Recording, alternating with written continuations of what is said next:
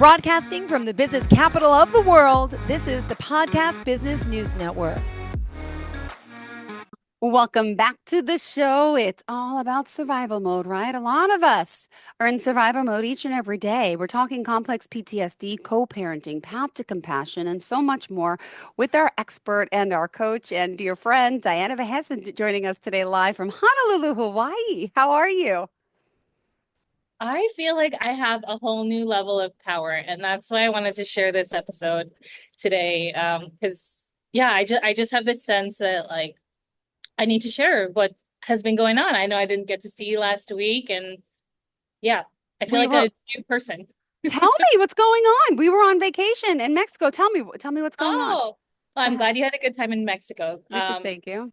Well, what happened? So this most recent week, I had my second co-parenting counseling session with my ex-husband, and it was really interesting because I could tell halfway through, I was like, wow, like I have this completely different power in my voice. Like I feel so much more clear and able to articulate myself, and like it was like I was finally feeling more like my real self again. Oh, And it didn't just like happen out of nowhere. So I want to talk about like how I got there, what happened in the past few weeks, and like how I kind of walked through it in a way that it left me feeling empowered instead of like I was powerless. I'm waiting. I'm waiting for the punchline. What Okay. happened? Okay, so I noticed like maybe probably like around this time last week, I was waking up in the middle of the night every single time that Ollie was nursing in the middle of the night. So it'd be like 2, 3 a.m. I would wake up and I noticed that I had this like repeated tension in my neck, and like my jaw was clenching. I was waking up, my mind was racing. I just had like a hard time sleeping. And I was like, this is like not a normal experience for me. And what I've learned from having chronic illness, autoimmune disease, all these different things was when my body is reacting this way, I got to look deeper into like, what's been stressing me out? So I asked myself that question, like, what's been going on, right? This isn't just stress, yeah, I'm a single mom. Yeah, I'm a business owner. Yes, it's normal to be a little wound up, but like the pattern for me was what was concerning. And that's like, I think one of the first key things here is like, if you're starting to notice a pattern for yourself, whether you're noticing a pattern of sleepless nights, pain in your jaw, pain in your neck, pain in your back, like, you know, constantly having to go to the doctor. Like, I don't know what the pattern might be for you. Maybe it's canker sores, who knows, right? But everybody might notice, like, oh, there is some kind of pattern that's going on here. We just want to pay attention to that. So that was the first thing that I did was I paid attention to this pattern of waking up, of feeling this neck tension. And I asked myself, like, okay, what has been stressing me out lately? So when we have that pattern come up, like ask ourselves that question, right? Ask yourself that question. And what I realized was that it had all kind of started after my first co-parenting counseling session with my ex, just 2 Wednesdays ago. So like right after we had met. And what I noticed was that in it, like we were talking about some points of difference that we have when it comes to overnights for my daughter. She's still nursing, so that's a concern for me. Like, I'm weaning her and helping her feel safe in that process of having more overnights. And I expressed that concern, but it kind of felt like after I talked about it, it was almost like a blur.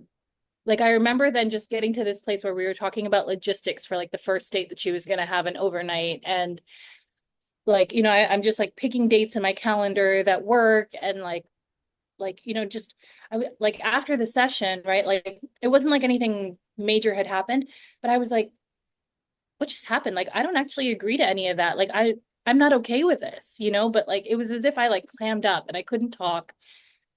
And I like, was not acting like my normal self, right? And so I noticed that stressor, right? Like something was going on. And I realized, as I was sitting up at 3 a.m. one day, right? I realized, like this was one of the first times, this was actually the very first time I'd had to interact with my ex for so long since he moved out while I was pregnant. And I was like, huh, like what's going on here, right? And I've been through like a lot of different forms of trauma before. We've talked about it, Jill, 9/11, surviving that, being in an emergency plane landing, during my pregnancy, healing from betrayal, processing the shock of a sudden divorce, figuring out how to be a single mom, like suicidal ideations. We've talked about all these different things in past podcast episodes. If you're curious about that, you can check out our past episodes as well. And I was like, I had always thought that whenever those things happened, right, like, I had no choice but to keep going. And a lot of the ways that I'd survived, even with like a deadly peanut allergy as a child, like having multiple instances of near-death experiences, what I learned as a kid to help me survive, especially around these like deadly peanut allergy attacks, was to suppress the stress and the fear that I was feeling. Because when I do that, I'm able to survive that moment. I'm able to get through it because those emotions of like stress and fear, they only worsen the allergic reaction. They only worsen what's going on. So I actually learned from being like a little kid to suppress that, to not feel that, to perform strength, right?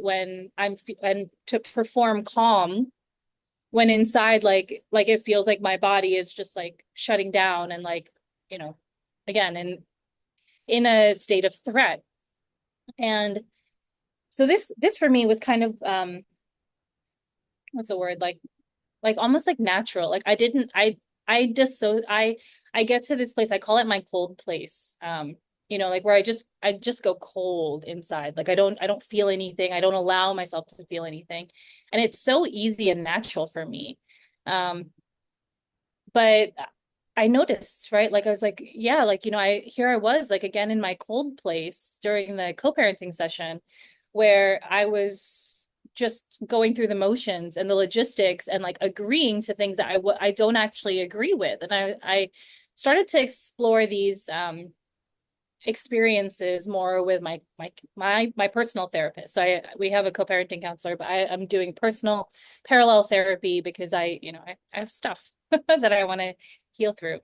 And as I was telling her about what happened during the session, she was like, that sounds like dissociation.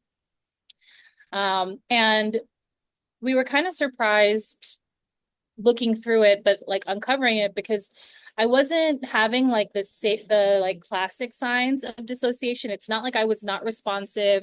My mind went blank, but I was still able to function. I was engaged, I was articulate. But what we realized through that is that I don't just like dissociate like some normal people do. I tend to be able to function highly in that dissociation, right? And there's a lot of research that indicates like individuals with complex PTSD, they often have those dissociative symptoms. And oftentimes, a lot of people with CPTSD, they actually score higher in terms of dissociation measures rather than people without. And it's really different because I had obviously realized like, okay, I have forms of PTSD because I've been through traumatic experiences, but I didn't ever really think about how those smaller traumas, like going to the hospital anytime, like food basically was almost like a threat, right? Like I didn't know if it was safe. So there were lots of ways that my body learned to cope with that, right? And that I learned to cope with that. And and kind of did it without even thinking that it was anything abnormal, like to the point where like sometimes people will mention to me, like even as an adult, I've noticed, they'll be like, oh yeah, like I was in the emergency room this weekend, right? And now consciously I know that that's like a oh my gosh, like what happened to you, like are you okay type of thing. But going to the emergency room was like a normal experience for me as a child. So like one of the very first times a friend brought this up to me, I was like, okay, like that's like as if that was normal. um and what I've realized is that it's obviously not normal, and that there are lots of ways, whether it's big T trauma, like massive things, like PTSD doesn't always come up at, that traditionally looks like flashbacks or like a singular event that happened. complex PTSD, what I've learned is it's more like this feeling of like something's wrong with me, right? Like there's a way that those traumas actually affect the brain structure and the way that our brain functions, and it can actually alter different areas of the brain. You know, and I'm no form of like expert on this, but just in my research, I learned about how it impacts the amygdala, how it impacts our prefrontal cortex, like our cortex, our ability to make decisions, right? To regulate our emotions, to analyze, right? And so when I realized that, I was like, oh my God, that's exactly what happened in my co-parenting session. Like I was just in this place of functioning, answering questions, but I wasn't able to reason. I wasn't able to to analyze or to speak up. Um, and there are even ways, and I know that this is true for me, like where that trauma, like the way that that affects me, it affects my memory. Like I mentioned before, like not having a lot of memory of what happened on 9/11. So like there are all sorts of different things that can happen when we have complex PTSD. And I realized like, oh my God, like it's not that like yes, I'm able to function in this way, like I'm high functioning, but this is exactly why I'm able to do all these different things, but I'm finding that in other areas it's so hard for me to do like basic tasks, right? And I was beating myself up. I was feeling like, why can't I do this? Like what's wrong with me? I've worked on Wall Street, I've done all these different things, and like these basic simple tasks are so hard. And Yeah. I was like beating myself up. I was having a really hard time, but this realization of, oh my gosh, like complex PTSD is part of what I'm experiencing. It was like life-changing for me because I realized, that the brain, right? We have this neuroplasticity, this ability to reorganize and to form new neural connections. And when we are mindful, right, when we have therapies that are trauma focused, we can actually rewire the brain. So yes, our brain can be wired by trauma, but we can actually rewire it if we begin to interrupt that pattern. And so that was exactly what happened in my second session. I had reached out to Wow. the counselor like literally about a week ago, and I was like, hey, like I noticed I dissociated. I'm high functioning, so it's really easy, I think, Yep. to miss it. And I didn't realize this until I was talking to my therapist, right? Um, and like I was like, we need to slow down this conversation because it's like, I don't think my concerns are being heard here. Um, so like, for you, for the listener, right? Like Yep. if you ever notice any of these kind of experiences of like not Triggers. like yourself, right? Or like noticing that you're triggered or noticing that like something is off, like do the work to explore it, right? Whether you do it with another person, whether you do it alone, like, you know, like look for, if you're noticing like you logically know something, but on another level, like you know how to do something, but like somehow something is not matching up, like look into deeper what is going on rather than just keep blaming yourself and thinking that something is wrong with you, or like you don't have the discipline or you don't have the willpower, or whatever that looks like. Consider like what else could be going on behind the scenes. And because for me this has been game changing. So in that second session, as soon as my ex joined it was a Zoom call, I could instantly now, because I had this awareness, I could feel my throat closing up, right? I could feel, it was almost like there was like a hand on my throat, like tightening.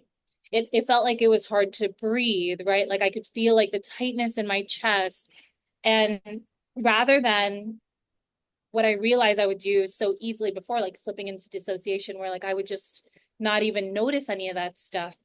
I actually, in that session, I named it. I was like, I feel my throat closing up. I feel my chest tightening. I feel my breath shortening, that it's hard for me to breathe right now. And I didn't realize what a big deal that was going to make for me to actually notice and feel what was going on. Because in the rest of that session, when we were talking about my daughter and moving to overnights, I was finally able to express myself clearly. Like I said, it felt like my voice came back, right? Like instead of feeling choked, like I couldn't breathe, it felt like I had the mental clarity and also the strength of voice to express myself and to express my concerns for my daughter. And it was like the most powerful thing. I think that like ever since then, like every time I speak, I feel like it has like a completely different uh, power or like tone to it, like a strength to it that I didn't have just like 2 weeks ago. And so I'm sharing this because, if you've ever walked through something big and you had grace on the outside and you were praised for seeming calm or so grounded or like so together, but you knew that like that wasn't a normal experience, like you're not broken, you're not weak, and you're definitely not alone, right? You may just be brilliant at surviving. You may be just brilliant at like figuring out how to function to like survive in that moment.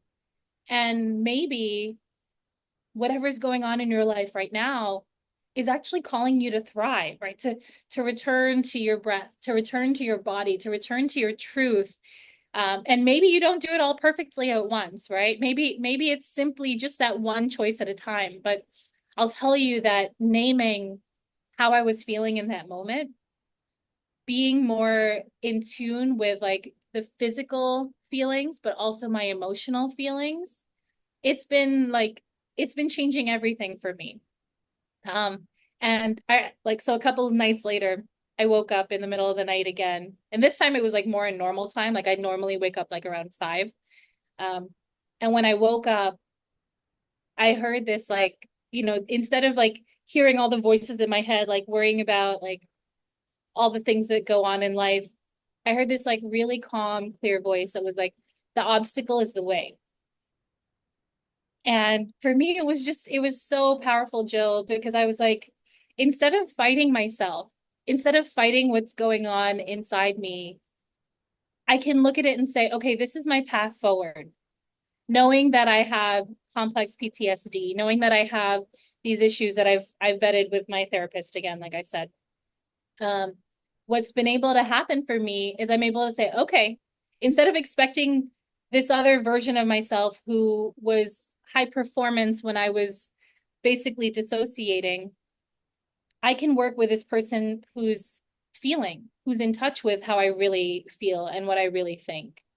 And I can say to myself, like, all right, instead of hosting tons and tons of workshops where I'm calling in lots and lots of people and charging less, let me arrange retreats where the experience is more private and I can charge more, where I can work with clients on a higher end and work with fewer clients to honor how much rest and repair I need and how much time I want to spend with my daughter, and at the same time be able to serve on a higher level. So I'm not looking at this as something that's closing me off or something that's disabling me and stopping me from being who I want to be. I'm looking at this as something that I can say, all right, these are the constraints. Instead of expecting myself to be normal, and instead of expecting myself to be like everybody else, let me work with my unique challenges in a way that helps me. So it's like I've realized, like in this journey of figuring out how to better advocate for my daughter, it's like I've learned also how to better advocate for myself. And that has been like just the most life-changing, like profound experience. Like, and I just wanted to share that because I know that you listening, right? Like you may find this place where things don't seem to add up, right? Like you know what you need to be doing and somehow it's difficult, something's not going right. Instead of beating yourself up, which you've done and been doing for a long time and obviously isn't working, what if you could listen to what's going on with you? What if you could be more compassionate with yourself instead of beating yourself up for not being like everybody else or not doing what you know you once could do? What if you met yourself where you are today and gave yourself compassion and gave yourself kindness and worked with you, the real you, where you are today, and stop expecting yourself to be somebody else embracing who you are, your obstacles, knowing that they are ultimately going to be your way forward. Wow. That's a lot, but this is beautiful. And I'm so proud that you're sharing all this with us. Diana, what a breakthrough. It's been 2 weeks and so much has changed for you. So positive. And so I, I'm speechless. I mean, congrats on this breakthrough with everything and how it has changed you. And your story will only change more people. Wow, I could just see it on your face when I logged in today to see her, as I always do. There was a different brightness to her, a different face, and I knew it was going to be a good conversation because I read what we were talking about, but I didn't know it was going to be this good. Wow. I just like I wanted to share that experience because it's going to be different for everybody, but I've found that it's just so profound. Like this this like realization, right? You know, like I was looking at co-parenting counseling. I'd been bracing myself for it and not knowing how the conversations were going to go, feeling traumatized in the middle of it, and then turning that trauma and that trigger into triumph. Like it just feels so different. And I know that like when we name our triggers, when we realize like, hey, something's not all right, and we speak up for ourselves, when we tell other people about what's going on and we don't assign shame or blame or any of that stuff, like it is life changing, and we Mhm. deserve that for ourselves. And so yeah, again, as you're listening, like just imagine what could be possible for you if you just took a couple small steps towards advocating for yourself, towards giving yourself more compassion, towards like being the kind of person that you really want to be. Because for me, like that presence, it just led to a completely different level of power. Amazing. Whoa, I don't know what to say. It's very odd that I don't know what to say, but this is so powerful. This is so beautiful. I'm so happy for you. Thank you. Yeah, it's been like a short journey, and I'm just hoping that like because this is also for me the product of so many years of work, that maybe just this conversation can open up something for somebody or speed up their process towards self-realization and self-awareness. Because yeah, hopefully you don't have to go through all the stuff that I went through to get there, and that this can be like a little bit of a shortcut. Beautiful. Wow. All right. So what's our takeaway from this? There's a lot, but we still got 5 more minutes, Diana. Oh, okay. So I guess if I were to break this down, what I would say is the first thing is like noticing, noticing what's off, noticing what's wrong, right? A lot of times I think in traditional personal development, we're kind of taught like positive vibes only, like don't give up, keep going, all these different things. And I think that works to a degree. Like it's absolutely an important skill to have. But we have to look at, when does this become dissociation? When does it become like completely disregarding how we feel?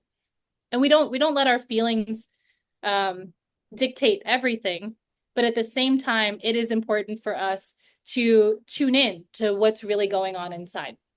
So that was like the first thing I did, right? Was like noticing my Yeah. neck, noticing the Mhm. that I was struggling to sleep, right? And then I think it's like start to look at patterns, right? Maybe explore with a therapist, maybe explore with a coach, right? You know, there are coaching consultations that you can do with me as well.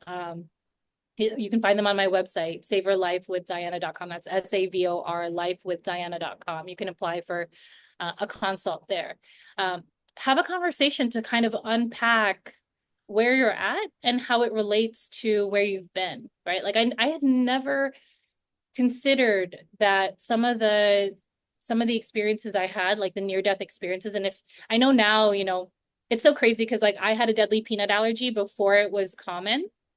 Now there are a lot of kids who have deadly peanut allergies. Oh, And so like in some ways I feel like I get to um you know share like an adult perspective of what that could look like too. Because yeah, you survive in the moment, you know, yeah, you're fine, but that fear is real. That sure is. you know that um that lack of control, and that desire to control are all real, and they can show up later in life in ways that you don't expect. So looking back into our patterns, right? Looking back into what could have been the stressor, what could have been the trigger for us. And then really looking to understand ourselves with greater compassion. So saying, like looking to understand is, and not treating a diagnosis Yeah. like something that controls us, right? Like this diagnosis for me, CPTSD, it's not something that means that I can't do things, right? It's not something that I'm going to say like, oh, like now I'm disabled, I can't do anything. Instead, it's this opportunity for me to say, okay, these are my realities, these are my constraints, these are my obstacles. How do I make my way through them and honor who I am instead of beating myself up for not being who I think I should be? Wow. Well, thank you so much because I've learned a lot. And we should not be so hard on ourselves. My goodness, I know. Let's just all be thankful, be grateful for those celebrating Easter, Passover, all the above. I know it's been a holy week and a special week for so many, and hard week as well for those if you're missing someone and losing someone. But it's also that time of renewal and that spirit and energy which you have in you, right?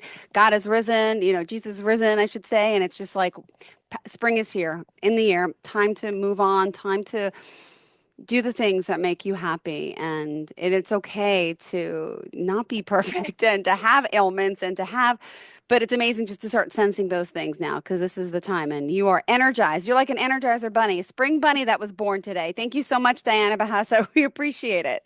Yeah. um Yeah. And with that, right, like this is a season of rebirth. So what if instead of focusing on what's died, instead of focusing on what's gone, we focused on what could rise, what could be new, what could be better in this next season, right? There's so much new life literally happening around us right now.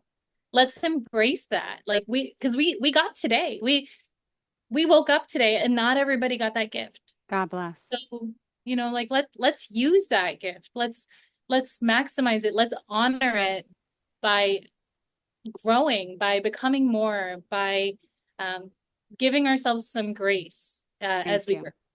Beautiful. Thank you so much, Diana. If we want to reach out to you, savorlifewithdiana.com. How else can we reach you? Yeah, so you can also find me on Instagram, Facebook, TikTok, Diana Bejasa Speaks. That's DIANA BEJASA Speaks. And like I said, you can also apply for a free consultation on my website, savorlifewithdiana.com. That's SAVOR lifewithdiana.com. The rebirth of life. Here we are. Good for you. Enjoy the rest of the week.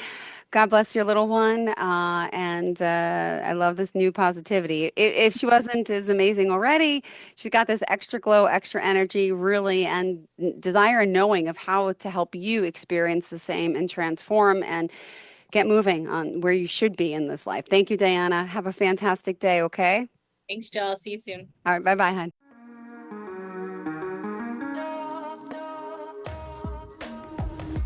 Broadcasting from the business capital of the world, this is the Podcast Business News Network.